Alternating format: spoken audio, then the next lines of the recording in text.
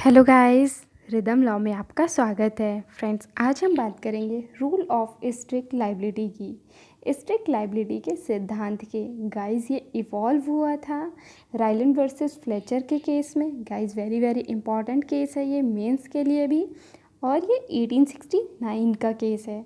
Guys, इसे no fault liability भी कहा जाता है क्योंकि यहाँ पर कोई फॉल्ट नहीं होता है, कोई न्यूसेंस नहीं होता है। देखिए, no negligence, no fault, no care.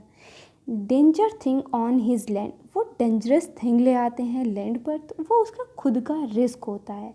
ऐसी कुछ केस सर्कमस्टांसेस होती हैं कि जहाँ नेग्लिजेंट भी नहीं है, फॉल्ट भी नहीं है, प्रॉपर केयर भी है, लेकिन इंजरी को नहीं रोका जाता है, इंजरी वहाँ पर हो जाती है। तो वहाँ पर आता है स्ट्रिक्ट लायबिलिटी का सिद्धांत।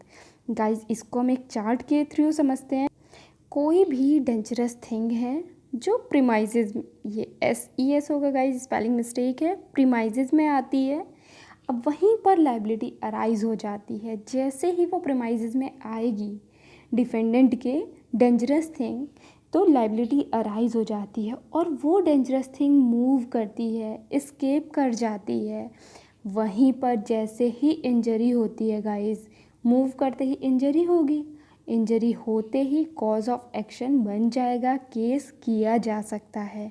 ये डेंजरस थिंग मूव करने से होता है, एस्केप कर जाती है। अब हम बात करते हैं, यहाँ डिफेंडेंट भी लायबल होता है guys. Defendant will be liable क्योंकि भले ही उसने नेग्लिजेंस नहीं किया है, फॉल्ट नहीं किया है, प्रॉपर केयर भी की है, लेकिन इंजरी तो हुई है ना, इसलिए यहाँ पर स्ट्रिक्ट लायबिलिटी का सिद्धांत अप्लाई होता है। डेंजरस थिंग के आने से ही वो खुद के रिस्क पर लाई जाती हैं गाइस। अब हम इसकी इसेंशियल कंडीशंस देख लेते हैं। इस चार्ट के थ्रू ही समझते हैं गाइस इसेंशियल कंडीशन को भी, कि कोई भी डेंजरस थिंग प्रीमाइसेस में आनी चाहिए, वो लेकर आए, डिफेंडेंट लेकर आए डेंजरस थिंग को अपने प्रीमाइसेस में। फर्स्ट कंडीशन हो गई है गाइस ये। सेकंड है कि वो एस्केप करनी चाहिए, मूव करनी चाहिए गाइस, ये सेकंड कंडीशन हो गई है। थर्ड है डैमेज करना चाहिए, इंजूरियस होनी चाहिए, डैमेज, थर्ड कंडीशन आती है गाइस।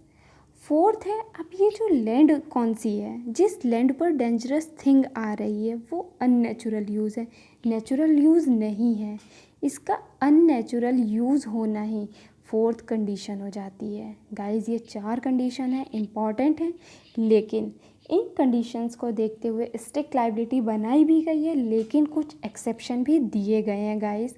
अब वो एक्सेप्शन देख लेते हैं, एक्सेप्शन कौन कौन से हैं। गाइस, एक्ट ऑफ गॉड हम पढ़ चुके हैं कि अगर कोई भी दैवीय कृत्य होता है तो वो इसका एक्सेप्शन होगा, स्ट्रिक्ट लायबिलिटी नहीं बनेगी। कंसेंट ऑफ प्लेंटिफ है, अब प्लेंटिफ ने ही कंसेंट दे दी है तो वहाँ भी स्ट्रिक्ट लायबिलिटी नहीं अप्लाई होती है। Plaintiff himself a wrongdoer, plaintiff ही गलत है, प्लेंटिफ ही रॉन्ग डूअर है, खुद से प्लेंटिफ कर रहे हैं, तो वहाँ पर भी स्ट्रिक्ट लायबिलिटी का प्रोसीजर नहीं आता है।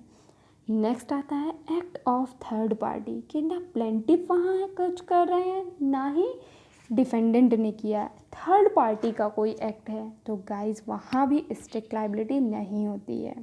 अब हम इसके कुछ इम्पॉर्टेंट केसेस देख लेते हैं फ्रेंड्स। पहला केस है MP इलेक्ट्रिसिटी बोर्ड का, इलेक्ट्रिसिटी बोर्ड वर्सेस शैल कुमार का। और नेक्स्ट है पॉन्टिंग्स का केस। गाइस, इसमें हमने 3 केसेस देखे, राइलैंड वर्सेस फ्लेचर का, इसका आपको ईयर याद रखना है guys, 1869। Second MP electricity board, and last है पॉन्टिंग्स केस। गाइस, कल फिर मिलते हैं नेक्स्ट टॉपिक के साथ। Bye bye guys, like share and subscribe also. Thank you, bye bye.